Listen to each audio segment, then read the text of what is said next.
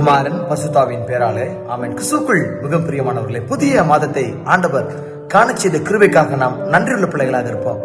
இந்த நாளிலும் கூட ஆண்டவர் நமக்கு உணர்த்திய இறைவார்த்தை அது 1 சாமுவேல் அதிகாரம் 26வது அதிகாரத்திலே 25வது வசனத்திலே அடங்கி இருக்கிறது.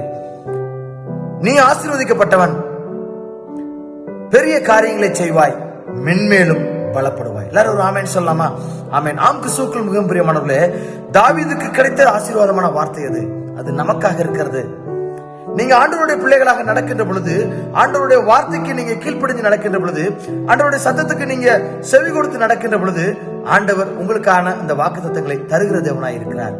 நாம் ஆசீர்வதிக்கப்பட்ட பிள்ளைகளாக, பெரிய காரியங்களை செய்யக்கூடிய பிள்ளைகளாக, மென்மேலும் பலப்படக்கூடிய பிள்ளைகளாக ஆண்டவர் நம்மை மாற்ற அவர் வல்லவராய் இருக்கிறார். தாவீது அங்க ஆண்டவருடைய வார்த்தைக்கு, ஆண்டவருடைய அந்த அபிஷேகத்திற்கு அங்க மதிப்பு தருகிறார். அது ஆண்டவர் அபிஷேகித்த மனிதன், அவனை நான் தொடக்கூடாது, அது ஆண்டவர் கருத்துல விட்டு விடுகிறேன் என்று சொல்லி ஆண்டவர் கருத்துல விட்டு விட்டு அங்க என்ன செய்கிறார்? ஆண்டவருடைய பிள்ளையாக மாறி அங்கிருந்து வெளியே வருகிறார். அதனால அந்த வார்த்தை, அந்த ஆசீர்வாதம் அவருக்கு கிடைக்கிறது. ஆம், கிறிஸ்துவுக்குள் மிகவும் பிரியமானவர்களே, நீங்களும் பல நேரத்துல ஆண்டவருடைய வார்த்தைக்கு விரோதமாக, ஆண்டவருடைய சத்தத்துக்கு விரோதமாக, ஆண்டவருடைய பிள்ளைகளுக்கு விரோதமாக நாம் செயல்படுகின்ற வேளையில எந்த விதமான ஆசீர்வாதங்களை நாம் சொந்தரித்துக் கொள்ள முடியாது.